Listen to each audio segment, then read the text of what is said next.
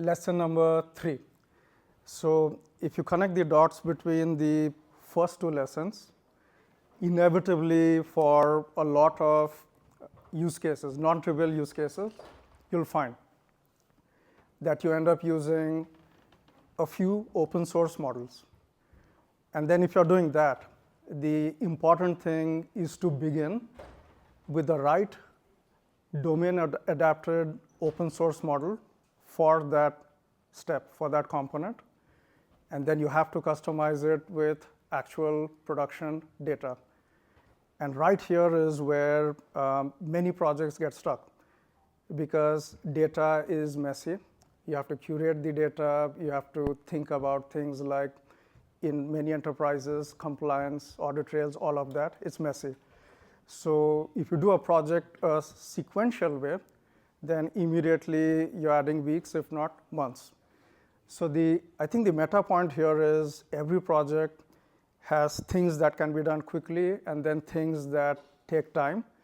As soon as you hit something that takes time, it's important to find a simplifier that lets you get started, even if it's not perfect. So you get started, you iterate with something that works, and then you iterate until you get it to where you want it to be. How did we, what simplifier did we do for this one? Yeah, so in this case, usage of synthetic data helped us in numerous ways, and I'll go through them in a rough sequence. Handling something as sensitive as CCTV footage has to be done with extreme care, especially if this is your customer's data. They are worried about who's handling this. We have to be careful about how we are storing this. So as Saurabh mentioned, this can be a weeks or even month-long effort to just get started in procurement of the first tranche of data. We sidestepped all of this, and we immediately started to do synthetic video generation. The state of the art in video generation today is pretty advanced, and you have open source models that can actually produce very, very realistic synthetic CCTV footage.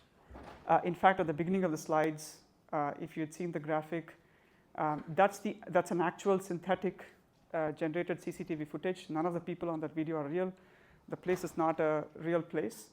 But it has gone through our pipeline, which has done the object identification and the scenario description evaluations. To begin with, it unblocks our development pipeline. So we are able to just generate synthetic data. We are able to build the 3 steps of our pipeline. Our devs are not kind of waiting for how to proceed and what to test and tune and so on and so forth. The second thing it unblocks is our ability to test. With synthetic data, we are able to simulate different scenarios of CCTV footage. We can increase how grainy the footage is, the various angles, interruptions, objects, loss of resolution, quality, foggy images. All of these now can be tested, and we start to make our system more resilient to what will be eventually the actual conditions of the CCTV footage that we're going to get from our end customers. The last part is, once you have synthetic data and once you're feeding it through your system, you can actually simulate an at-scale test. And that's very important, and it connects back to the slide just before. You need to know your hardware footprint. You need to be able to tune and allocate the right amount of resources to the various models in your pipeline. So once you have synthetic data and once you start pushing it through your system, you start to identify what are the bottlenecks. Where is the actual systemic bottlenecks? Is it the hardware problem? Are the models being efficient? Is the sufficient memory available for the context?